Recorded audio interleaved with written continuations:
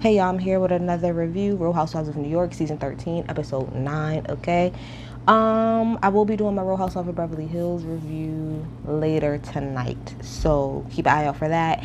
And then I am gonna be doing some reviews, like not reviews, but like videos tomorrow about like, topics, because I know people in the comments have told me they want to hear me talk about, like just little shit that go on in the world. Drop in the comments things that y'all would like for me to talk about in my little, I used to call it like let's talk about it video, but I'm gonna come up with another name. But y'all tell me what topics y'all would like for me to cover. I know somebody gonna want me to talk about the Bill Cosby one, although I don't want to. Tell me if y'all want me to do a BET Awards recap. I think I might just throw it all in there versus doing a separate video. Anyway, let's get to it. So, we're getting ready for Ebony's party, okay? Ebony's having a speakeasy party in Harlem, okay? Ramona called her the day before and was like, oh yeah, I'm gonna bring my friend Bershawn, and I feel like y'all two should really get along. Why should they get along, Ramona? Okay, anyway. And so I just found out how, like I said, all little girls, like I said, because I just did a video before this and I had to like cut it off because it was pissing me off. Anyway, but I love how all little girls, I think except Lee, talked about how they had never been to Harlem before. And I love Ramona's excuse of, we New Yorkers, we just never really leave our borough. First of all, bitch, y'all are all in the same borough. If you're not from New York, then you probably don't know, but the Upper East Side, Upper West Side, or whatever the fucking case may be, it's in the borough of Manhattan, and so is Harlem. It's just called two different things. You got Harlem, the Upper East Side, the Upper West Side, oh shit, I think I got it. Yeah, I got it. The first time and forever I got a fucking fly that flew in front of my shit. Anyway, so it's all in the borough of Manhattan. Now, is Manhattan a big borough? Yes, but she doesn't live so far. Put it like this. You see how often the women go to the Hamptons. The Hamptons is much further than Harlem is for them. Just say y'all ain't got no reason to go up there because y'all don't have any black or Spanish friends. Just be real and say that. Anyway, so we see Ramona and Bershawn. They are in the car together on their way there. Like I said, talking about they stay in their fucking neighborhood. Lies you tell. Now, you definitely have people who have maybe never left their borough itself, but the thing about New York City in particular is there's something called the train. The train is like, I don't know how much the train is now because the train probably went up, but the train is not a lot of money. It's very useful. The A train gets you just about anywhere you need to. Shout out to the A train, the C train, 1, 2, 3, 4, 5, all of y'all, but those are the trains I call it, the A and the C. Anyway, so let me see. So we get to the speakeasy and stuff like that. Ebony looked fucking amazing. She looked so damn good. The girls were sitting, the titties were sitting. They looked the fucking amazing, okay? And she also brought her friend Natalie. That was her friend's name last week too. Natalie. Natalie's fucking beautiful too. So everybody gets there. Now mind you, when you get there, right, because it's a speakeasy, back in the day, people used to have to like do little secret code and stuff like that because you really wasn't like supposed to be having them and stuff like that. So I think she said those are like one of the original places or one of the few speakeasy places that are still open. So to get there, you pretty much have to walk down like these steps, and it's not a lot of steps. All of that to say, all of the girls was being over dramatic as fuck. Now I think maybe the main reason the girls were looking at that is because I think, and don't get me wrong, I think the steps were like graded, and any woman knows when you have on heels, walking on grates is like that, like, no, who the fuck wants to do that? But I was like, y'all bitches are being so fucking over dramatic. It's a couple steps, walk down steps. But I found it funny that everybody has something to say about walking down them damn steps. Bougie assholes is what I got in my fucking thing. Ramon talk about something. Is there an elevator? Bitches, 4 fucking steps, walk your bougie ass down there and go inside. So they go in, everybody meets or whatever. I think they was having like a mixology class, right? So the bartender is, talking to them and explaining to them, how to make a drink and stuff. So once they're done, Ebony asks if the bartender can take a picture of all of them together. Now, mind you, it's the black people that's there, just to keep y'all in check, is Natalie, Bershawn, Ebony. So the way that when Ramona gave the bartender her phone, right, and was like, hey, can you take a picture of all of us? Now the way that they were lined up, it just so happened to be this way. It was Natalie, Bershawn, Ebony, Ramona, And then, the rest of the girls. So Ramona's like, I don't like this because I don't like that it's black and that it's white. Can we like mix it up or whatever? And so I'm just like, girl, I didn't even look at it that way. I mean, y'all just so happen to be standing where y'all standing. But all right, okay, fine. So Ebony kind of speaks to that for a quick second, and her confession was like, okay, girl, like I feel you, so I'm gonna just roll with you. But Leah and Sonya, like on the side after they take the picture, they was like, you see her, like, do you see her trying to be like Miss Woke or whatever? They was like, yeah, she being real careful. I caught that too. So they go upstairs for dinner. And Ebony starts off by giving everyone a gift. Sarah, who is Leah's sister, ends up coming too. I guess Leah is now technically like a friend of the show. And it seems like Rashawn is going to become a friend of the show too, because she goes, it seems like, next week with them to wherever the hell it is that they go. That's fine. I don't mind the Real Housewives of New York having, friends of the show. It's fine. So she gives out candles to everyone. And I think every candle, like, represents, I don't know, something that she sees in each person, but she connected it back to like Black history. So then she sits down and she hands everybody these different cards and tells them how, I gave you this person, and Luann, you're Billie Holiday, which, okay, girl, that was real nice of you. But I get the correlation. You're Billie Holiday, and you're this person, and you're this person, and you're that person.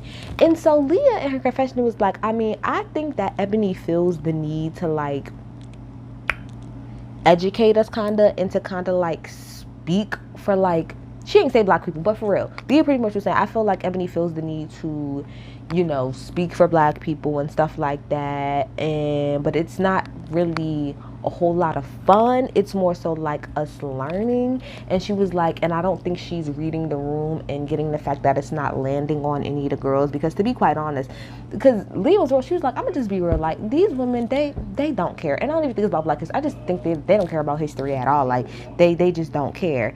And all of the other girls in their confessionals and stuff, they was like, girl, I mean, this is nice and everything, but like, where the food at? Hurry the fuck up, okay? Hurry the fuck up, okay? So before we get to what Bershawn said, what I want to say about the whole little event is, this is what I think. I feel as if,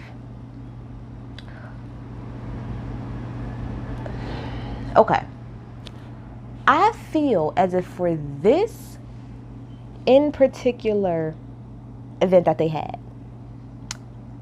I think that there could have been a better way for Ebony to incorporate, I would say maybe like make the learning, if that's what you were trying to do, which I don't know, I guess I'm not really too bad about that. You could have made it a little bit more interactive, I guess. Like you could have turned it into like a game, or even if I don't know, like, but you could have did something else. Like, you could have just made it a little bit more interactive, other than like just sitting here and talking. Go da da. Now, me personally, I was very interested, but that's because I'm very interested in shit like that. Like, I love history, and I specifically love Black history. I love it. So I'm sitting there listening. I'm like, yup, James Baldwin. Shout out to him. Okay, yes, Billie Holiday. Okay, yes. Like, I'm getting my life, because I'm like, yes, I know all of these people. Thank you for the extra little tidbits and stuff. I like that type of stuff, but these white hoes, they don't care about that type of stuff. So I feel like if Ebony is going to take on the mantle of being the quote-unquote teacher for the white women, then she probably should find a more interactive way, I guess, to do it. Because, the whole thing about Ebony being like a preacher, like, preaching at people kind of came up. And I think even Sonya in her confessional said, Ebony, this is what she doing. She a lawyer, she's a host and stuff. So she going kind of, talk a lot of people's, heads off and stuff like that. We'll get there. We'll get on my other feelings in that. So anyway, so once Ebony does her whole little card thing, then Bershawn jumps in and say, hey, I appreciate this, I think it's great that you're doing, you're talking about like the Black history and stuff like that. But at the same time, I just feel like it's all really divisive, and I'm just so tired of the divide, and we're just all the same. She was giving very much All Lives Matter, and Ebony was not here for it at all. That her face was like, and then the whole rest of the night, she had an attitude because of that. Now, I wouldn't have had an attitude the whole night about that, but I would have. The way that Ebony was doing would be cutting my eye. And when Bershawn said that, what that did say to me is, that's why Ramona's friends with you. it's not even necessarily that you're black. Oh, it's definitely that you're a black woman because she needs a black woman as a friend, right? And because she got Ebony too. But it's the fact that she's a black woman and the fact that she's on the All Lives Matter train, because that aligns with Ramona's thinking 10 times out of 10. So I'm like, I got you. Now I get, Rashawn, I get how y'all friends make sense to me, okay? So Ramona, to me, I feel like now Ramona ends up saying, "Oh, I think I'm gonna be leaving soon because of her vertigo." I don't think that Ramona had any vertigo going on. I think that she didn't want to hear any more about Black history. I think that she didn't want to quote unquote be taught anymore. I think she didn't want to deal with that, so I think she felt an excuse to go home. That's my fucking opinion. So then once like Ramona leaves and stuff, Rashawn starts talking about like, you know, her friend and like a small penis and stuff like that, and I said, "Oh." Like, I think somebody was like, "Oh, well, I'm glad Ramona left." And I'm like, I wonder how Ramona would feel about her friend Brashawn sitting up here and talking about sex. I mean, granted, it ain't in front of her, but I wonder how she feels about that. Brashawn, do you have that type of conversation with Ramona? I wonder. Just asking. So yeah, so like I said, I don't know. I just feel like the event itself, it could have been a little bit more interactive. Like, if you going to do, I do agree with Lou when Lou was like, "Well, like, this don't remind me of the Harlem Nights." Like, where's the music? Like, if this was going to be a speakeasy, like, where the fuck is the music? And especially if you're going to give them Harlem, you need music. You need more food, or we ain't even gotta have a proper dinner. We could just like go around and eat, or you could have put up like little easels or something like that of like the different black people and his, you know, all across, so that maybe people could go and look at it themselves. I don't know, but I think even for me as a black woman, I don't think I would have enjoyed that party to the fullest. Not because of the learning about the history part, but I just didn't feel like it was like fun, if that makes any sense. Like, there's a lot of other ways that you can get that point across and still make it like kind of a fun time. But again, I appreciate what Ebony does. And on top of that, like, this, we'll get there in a second, because this is what we're going to talk about right now. So Ebony and Leah end up going out to dinner or lunch or whatever, okay? So Leah pretty much is explaining to Ebony, number one, how she feels like the dinner probably didn't really go all that great.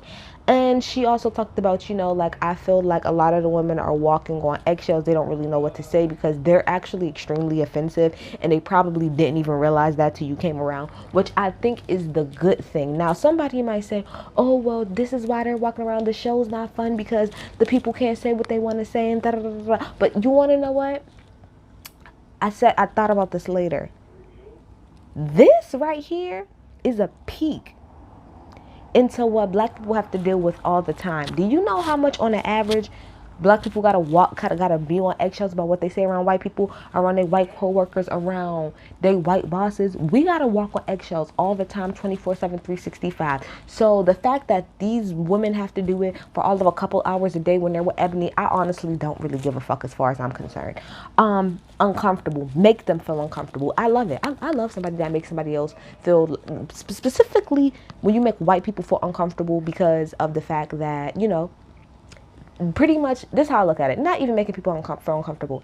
I like when someone comes and makes other people kind of like reevaluate themselves, because to me, that's really what it is. Y'all are not saying anything because, again, like Leah said, y'all bitches are so offensive, and y'all didn't have to care about that until Ebony came around. That's why I kind of like what Ebony is doing, but I don't at the same time, because it's making these women really look in the mirror and be like, "Well, damn, do I be saying this? Damn, I probably do be saying that. Damn, I probably do." And prior to this, they never had any fucking reason to, meaning they probably would have never checked themselves. You know what I mean? So that's why I would also say that I agree with Leah when Leah said, I think instead of you kind of like trying to teach them, I think you just being their friend, would kind of like, they will kind of learn on their own, which I halfway agree with, because I don't keep to me meaning to go down the whole tangent. I halfway agree with that, because you have white people who have black friends and stuff like that be around black people their whole fucking life, and they still don't get it. I.e., for example, let's use Drew Brees for example, okay? Drew Brees is the quarterback for the New Orleans Saints, okay? He has been the quarterback, and not just a quarterback, but him and his wife are so active in the New Orleans community, like super, super active, really charitable, really cool with the people and stuff like that. And I forgot what Drew Brees came out and said last year, but it was something about, I don't know if it was about like people kneeling, I think.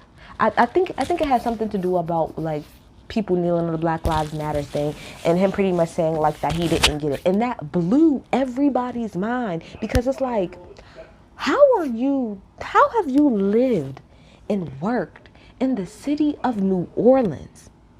You're on a football team, which is obviously the majority black players. You have lived in a community and worked and helped and befriended all of these black people, but you still don't get it. So that's why, Leah, I kind of agree, but I don't at the same time, because again, you will have white people, you can have a white person who's best friends with me, and they will still sometimes not fucking get it. You know what I mean? So halfway agree with that.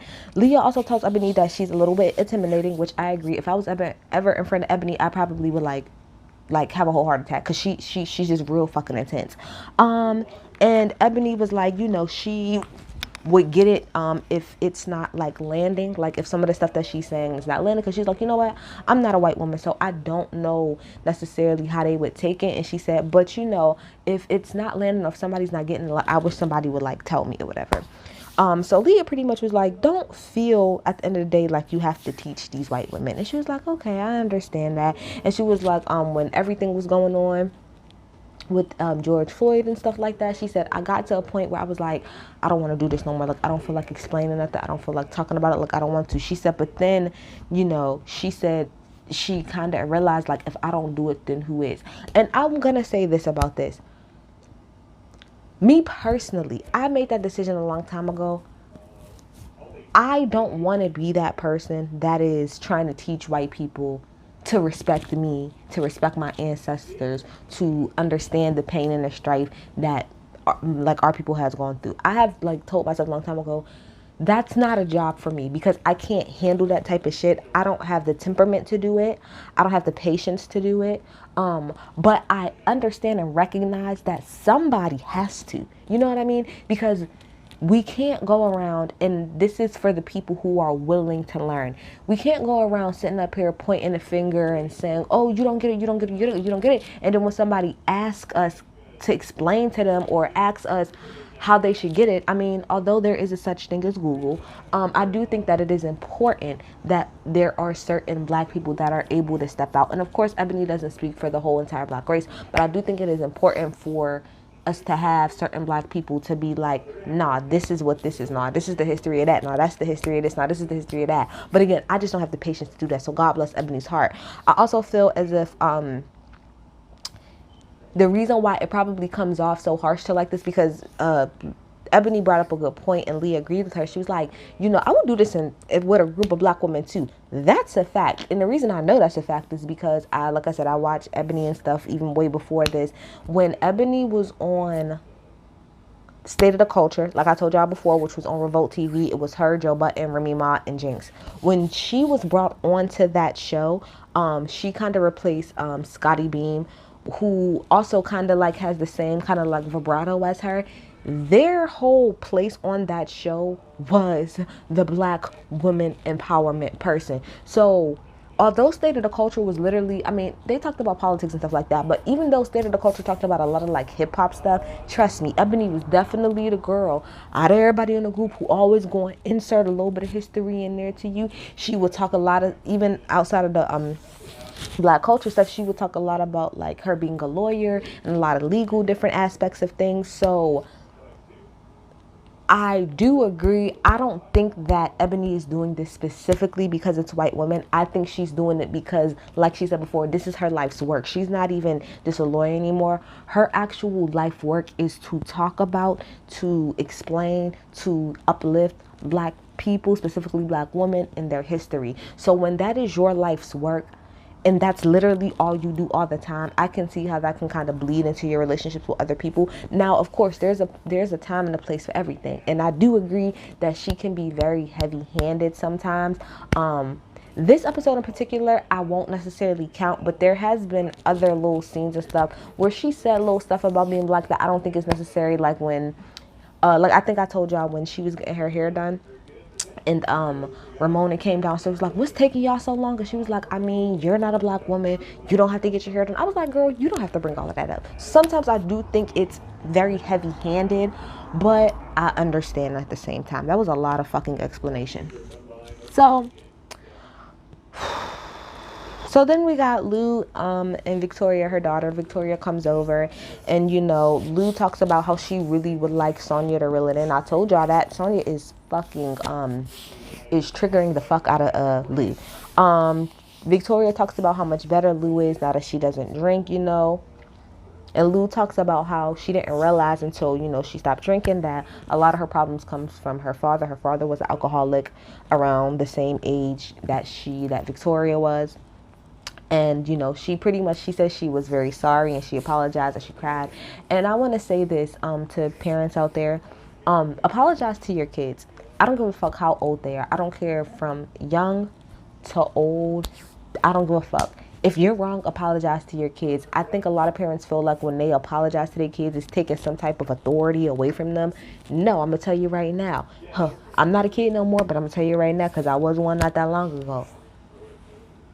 Kids will appreciate that, and they will respect you way more if you apologize for shit. Specifically, if you know that you were wrong. Apologizing to your children when you really are wrong, I'm telling you, they're going to respect you. They're going to love you. They're going to be way more open and honest with you than they have ever been. Apologize to your kids. Let's normalize apologizing to kids, okay? So then we go over to Leah and her daughter, and Leah pretty much whole debacle is trying to figure out whether or not what she wants to do with her kid about putting them in private or public school. That has always been a debate for a lot of people for a long time, because people feel like if you put them in public school, they'll get more diversity of friends and stuff like that, and they'll have a little bit more worldly experience. But if you put them in private school, the education might be a little bit better and a little bit more refined, but then you're around a whole bunch of stuck up ass people. Now my mama went to private school all the way up until she was in 9th grade. Once she got into 9th grade, she left Catholic private school and she went to Boys and Girls in Brooklyn. And then she got pregnant with me that same year. Literally, the first year that my mom did not go to a fucking private school. You have me. I'm here now.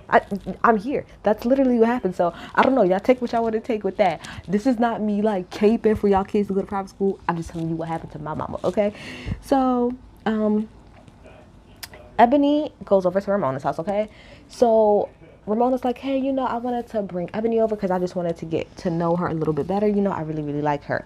So when Ebony comes in, Ebony looked amazing, of course. When Ebony comes in, she was like, now she started off by saying, we don't have to talk about this much because Ramona had already said before how she didn't want to talk about politics. So Ebony was like, we don't have to talk about this much, but this is what she specifically asked her. She said, how do you feel like the state of the country and the world is going to be after this election, is over? She's like, it doesn't really matter. I'm not saying like you got to say who won. It doesn't really matter. Like, just what do you think? And, she was like, I don't really want to talk about politics or anything like that. And she was like, all right, cool. She was like, well, I'd say this. Whoever it is wins. If, Kamala wins, wouldn't that be great, for girls to see, the first woman president? Ramona gets up, starts walking away. I don't want to talk about politics. And Ebony in her confession was like, well, I thought that, we would at least be able to come to some common ground on the fact that, we're both women. But she's a white woman.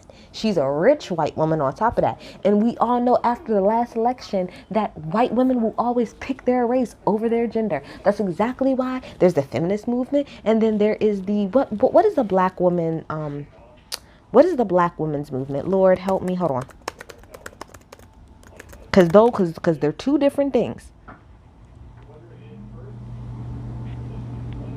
It's black feminism, pretty much. I forgot the specific word for it, but there is feminism and then there's black feminism, because feminism is like pretty much telling us, and honestly, Ramona ain't even that, to be quite honest, because she don't give a fuck about women. She gives a fuck about her whiteness and her power and, associating with that. Ramona has a certain amount of money, so she's always going to be able to pick. She's always going to pick the whiteness and men pretty much over her own gender. And like I said, that has been proven in the last, not this past election that we had, like the one that they talk about, but the one prior to that. That was already shown. White women, you know, voted, I think, at like 57% or some shit like that, or 54%, some shit like that for Trump. So you was never going to find no comment there. But I get what she was trying to do. So,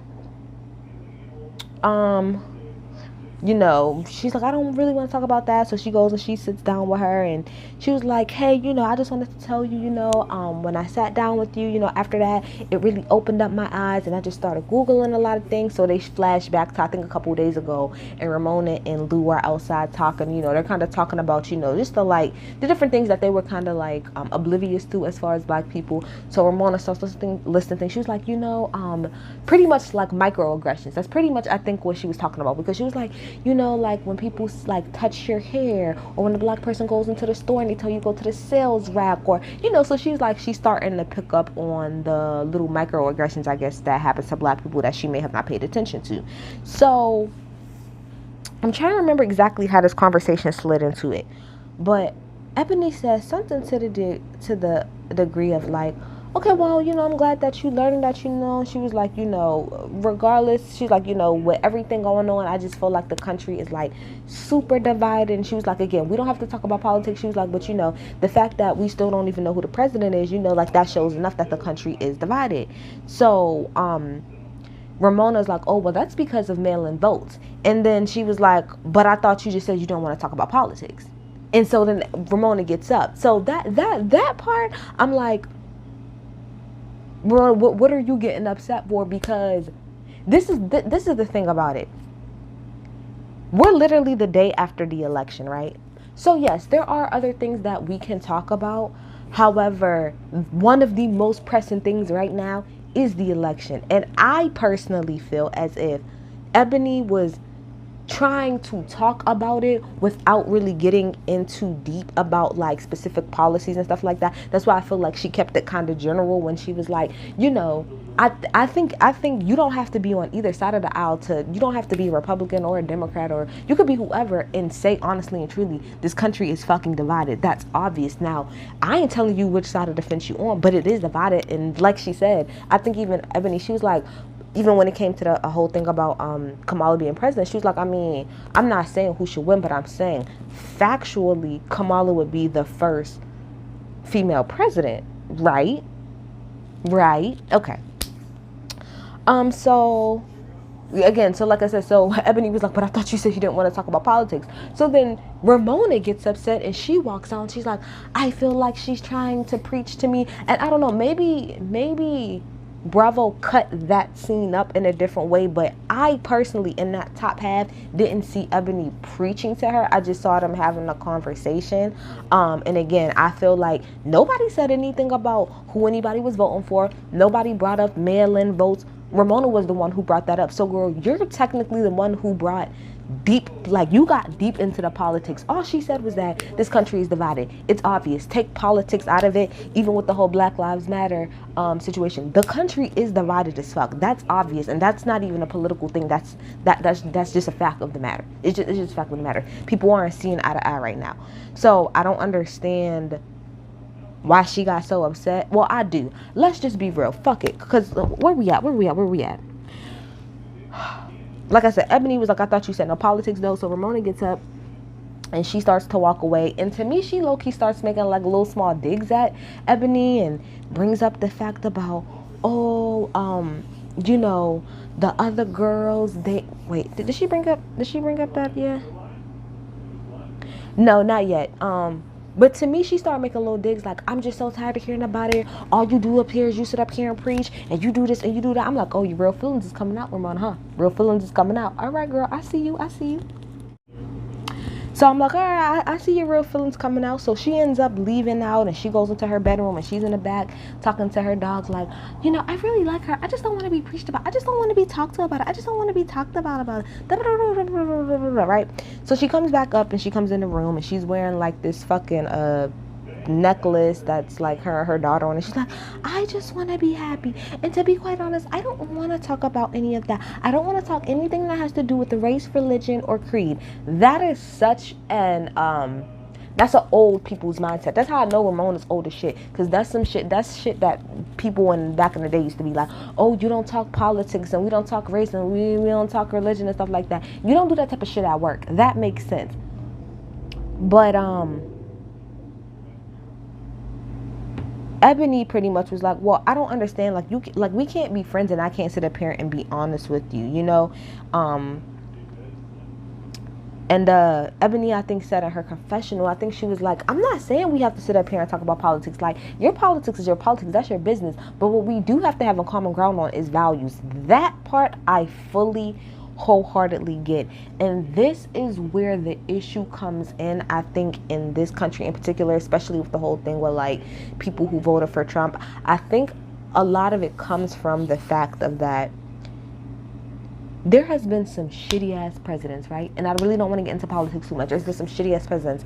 But I think when it comes to Trump in particular, because he was so outrightly bold about, like, his stances and stuff like that, a lot of people look at it like, well, if you saying that you support him, if you saying you vote for him, then what is that saying about what you think about me, pretty much? You know what I mean? Like, what is that saying? So I agree. I kind of see what Ebony was saying. I know I agree with her when she was like, we don't have to talk about politics, but I do need to understand that your values match my values. So I do need to understand, especially specifically as a white fucking woman, when you are a black woman and you're trying to be friends with a white woman, you gotta be fucking careful. You have got to be fucking careful, because them bitches will pull the rug right out of your fucking feet, some of them, if you don't fucking keep your eyes on the prize and pay the fuck attention. So, right, so for example, just something simple as like, okay, well, you know, you saying you did all of this research and stuff like that. Okay, cool. So you get the Black Lives Matter process, right? You get that. So it's like, it gets complicated. It gets really complicated. Anyway, so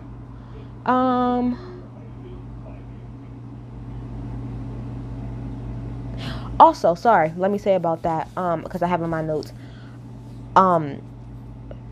Ebony pretty much said to Ramona, like, I can't take off my blackness and just put it in a closet and then just not talk about it, because even Ramona's like, oh, I don't want you to talk about race, religion, or creed. Well, that's kind of hard. Maybe not the religion part, maybe not the creed part, but it's hard for me as a black woman, specifically at the time what they were going through. We're coming off of the heels of the George Floyd, the Black Lives Matter. It's hard for me as a black woman to not talk about that at all. Now, I will say, in my own friend group, do we sit up here and talk about black shit all the time? No, but do we talk about it a decent amount? Yes, we do. Specifically last year when all of that shit was going on, we talked about it a hell of a lot. We did. It's facts of the matter. And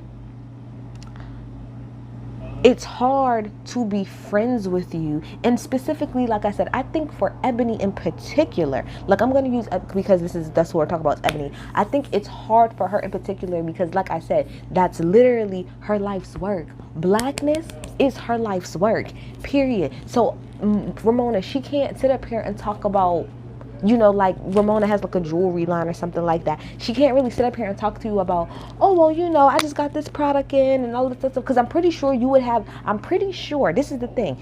If Ebony business was jewelry, okay, I'm pretty sure you would have no problem with her sitting up here talking about work all day about, oh, you know, I got this order and, you know, I got this person doing a photo shoot for me. I'm pretty sure you wouldn't have a problem talking to her about that. But because her life's work is literally centered around blackness, that is her life's work, period. That is her life's work. If you see Ebony, that's what she gonna do. Anywhere she goes, she gonna talk about how happy she is to be blackity black, blackity black. That is, she is, I'm black, y'all, and I'm black, y'all, and I'm blickity black. That's Ebony, okay?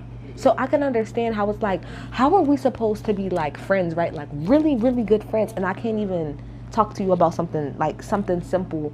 You know, what, I can't talk to you about anything that really has to do with like race, because that's what Ramona said. I don't want to talk about anything that has to do with race. Kind of hard when that's my life's work. Kind of hard, little hard for me. So I get that. Ramona also says that, you know, when they was going back and forth, she was like, you know, the other women also think the same thing. They also think that you're a little bit too preachy and that you talk too much, da, da, da. So they do a flashback of Lou, Ramona, and Sonia or whatever. And like I said, I can see it from both sides, because did get what Sonya was saying. She was like, I mean, I just want to know, when can we talk about something else? That part I do agree with. That's why I said I understand and I appreciate what Ebony is doing. I really do. And I understand that blackness is her work. But at the same time, I do feel like she can talk about stuff other than that. She can. Like, I'm pretty sure she can find other stuff to talk about. She don't have to talk about it all the time. And I don't think that she should be trying to be on the show teaching these white hoes about stuff. Let them figure it out on their own. If somebody got a question, they can bring it up and ask you. But I don't think Ebony should be going out of her way to constantly try to teach these hoes about the black experience.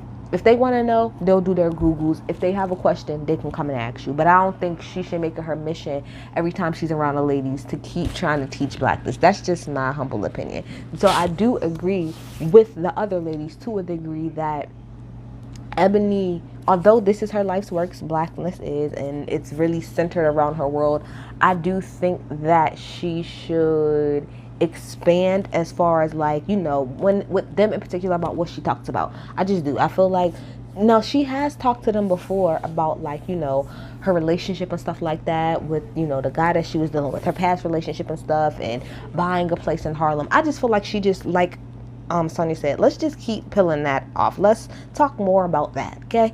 So I would have to agree with the ladies in that part. But, you know, after that, Ramona came back in the room and hugged, and they just kind of talked it out, you know, and Ebony was like, you know, I don't feel like, you know, like you have any ill intentions against me, Ramona. I do think that you're a good person. I just want to be able to be honest with you, and I don't want there to be what did she say? A no-fly zone. Like, if we're going to be friends, I don't want you to say to me, oh, well, we can't talk about this, and oh, we can't talk about that, and we can't talk about that, because you're cutting off our relationship. You know what I mean? Like, it's very surface, and it's very fake, pretty much. That's what I think Ebony was trying to say. Like, if you really want to be friends with me, but I can't come to you and talk to you about the real, then this is a surface ass fucking friendship and relationship, which I think that's what Ramona wants anyway. I don't think Ramona really truly wants to be friends with Ebony. I think she wants to be able to have a surface friendship, the way she probably do with Brashawn, to be able to say, and for her to feel better about her having black friends, although she still supports Trump, because that's what I want to get to at the end of the day. Let's just be real. That's what all of this shit gets down to. Ramona is doing everything that she's doing because she supports Trump, and she knows that the viewing audience probably mostly do not. She knows that the girls on the cast for the most part do not. So she is trying to, number one, watch what she says. The reason she don't want to talk about race, religion, or creed is because she probably knows for a fact all of her views are probably fucking trash to the average fucking person in 2021. That's why. It has nothing to do with, and I feel like that all the time. I feel like when most people say, oh, I don't want to talk about race or religion, all right, fine, you could take that out. But race in particular, I feel like the reason you don't want to talk about that is because you know you got some shoddy ass fucking views on a lot of things when it comes to race. And you just don't want to be called out about it. And that's just the facts of the matter. That is Ramona. We all know that. She wants to be, put it like this, Ramona wants to be a Trump supporter without anybody bothering her or anybody checking her about it or anybody saying anything about it. And I don't think Ebony was saying anything particular about her being a Trump supporter, although we all know that she is.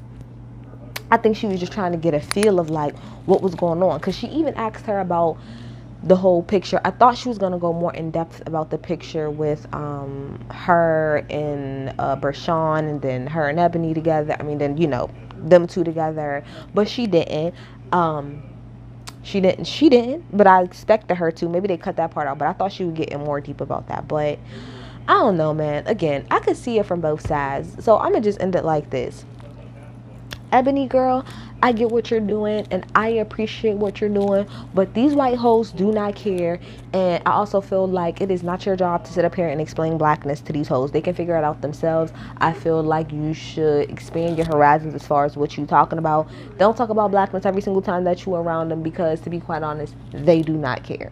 And I don't got time to be sitting up here and have nobody hurt your feelings or just completely be dismissive to our experiences, black people, okay? I don't. Ramona wanted a cookie because she knew that Madam C.J. Walker, and she got it wrong, that E.J. Walker. When she said E.J. Walker, I was like, you mean Magic Johnson's son? She said the first black millionaire. I thought you would be proud of me of that. Girl, it's Madam C.J. Walker, okay? That's number one. But number two, All right, Ramona, sure. I knew that when I was probably in first fucking grade, and they don't teach us shit about Black history in school, and I fucking knew that. But anyway, yeah. So from that point, I get that, and then from Ramona and the other girls' point, I do understand that Ebony can be kind of heavy-handed on the blackness, especially if that's not something that you're used to. Like that's the type of content that I, in particular, like digest. Me, Jill Civil Law, I digest very blackety black ass uh like commentary. Love it. I love blackety black ass commentary. Love Ebony. Love Kinga Reads. Love The Read. Love fucking Scotty being Black Girl Podcast. I love all of that blackety black ass shit. But you wanna know what? You a white woman, and I don't really know how y'all deal with that. Probably make y'all feel uncomfortable. So I don't know. But again, I do agree to a degree that Ebony needs to open up a little bit more outside of the blackity black shit. I talked here too long. I'm out, y'all. Bye.